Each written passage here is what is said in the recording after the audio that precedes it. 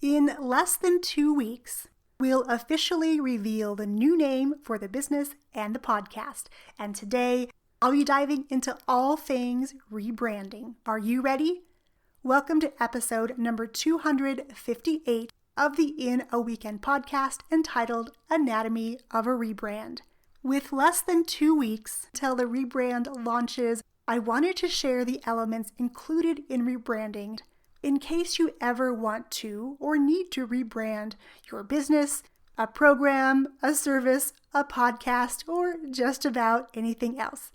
In fact, alumni from my In a Weekend classes and members of the League of Extraordinary Podcasters for graduates of Podcast in a Weekend that want to take their podcast to an even higher level wanted me to track all the things included in the rebrand so they could tap into that when and if they needed to do the same. So let's dive in. If you're considering a rebrand, here are some questions to ask yourself and your team if you have one. I do want you to know as we dive into this episode that the questions and items I list aren't exhaustive. I've included the most relevant and what I consider some of the most important things you'll need when it comes to rebranding because, let's face it, if I went into every single detail, we'd probably be here for hours, and I know you don't have time for that. Question number 1. Does a rebrand make sense? If you're changing your products or services in a significant way, a rebrand may make sense for you. And for us, that was part of the reason we chose to go through with the rebrand. Number 2, why are you rebranding? For us, we're rebranding for 2 main reasons. The first of which is to better serve our current and future clients and students by helping them turn their awesomeness into assets for their business. And number 2, for us, the rebrand also means explaining what we do in a more tangible way without having to give a lot of explanation. For example, the podcast is currently titled In a Weekend. While it makes complete sense to the students in our classes, along with our alumni, most people outside that circle often ask the question, well, what the heck does In a Weekend mean anyway? So this rebrand is really to clarify what it is that we do in a quick and easy way. When you're rebranding, here's the third question you want to ask. What do I need for a rebrand? And this is the part where I'm going to give you sort of very simple things to worry about. There are so many more, like I said, but we don't have enough time in this episode or in the next week for me to dive into all the details. So I want to make sure that you're aware of some of the big things that you need to focus on when and if you're considering a rebrand. Here's what you need. You actually need 2 different categories of assets, I'll call them. And everything will be listed out for you so you can look at it in a visual way on today's show notes at youngpratt.com/258. The first is business essentials. And these are the behind the scenes things that you need to consider. The things that are outwardly facing, however, your team needs to work on them before the rebrand hits. And these things include your website. Will you build a new one? Or use your existing one and just redirect people to a new domain name, for instance. Number 2, social media handles. Are the names that you're considering available across the different platforms you want to be on for your business? Number 3, what's your tagline? What's your punchy one-liner for your new business or new program? Number 3, trademarks. Do you need to trademark your business name or programs within your business, or are you infringing on someone else's? This is a topic that I've been thinking a lot about in this rebrand. I want to make sure that I'm not using someone else's name or something that's been trademarked, so I've been doing a lot of research and in fact invested in a program to help me with the trademarks because as we lean into this new name, this new rebrand, I want to make sure that I'm just setting myself up and the business up for success. Next, you want to think about the mission and your objectives. And yes, they are different things. If you aren't sure of the differences, you can certainly Google them.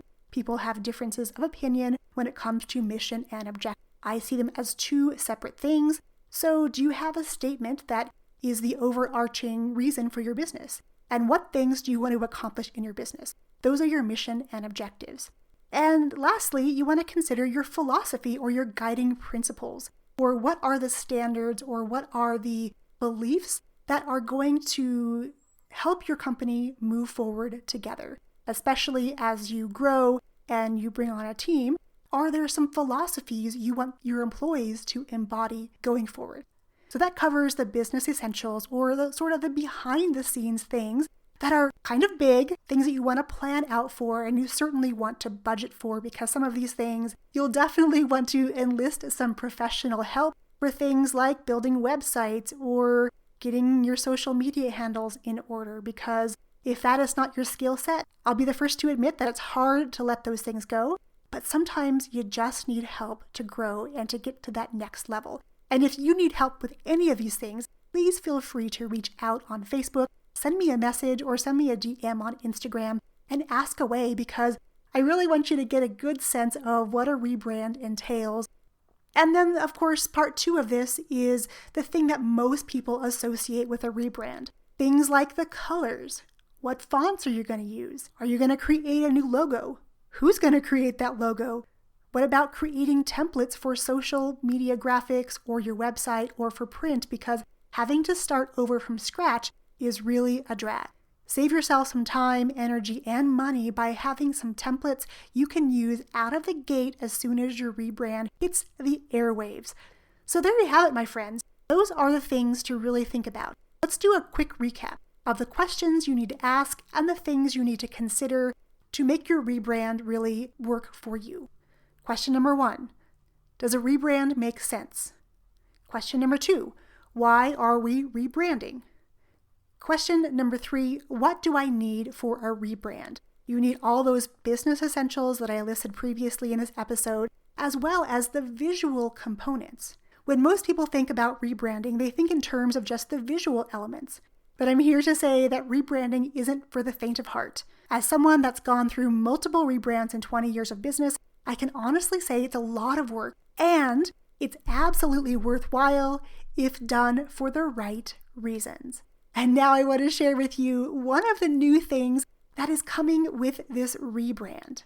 On February 17th, the new rebrand is officially being launched, and we're going to kick off the occasion with a 5-day Kickstart Your Book challenge. You can save your seat for the free challenge at www.kickstartyourbook.com.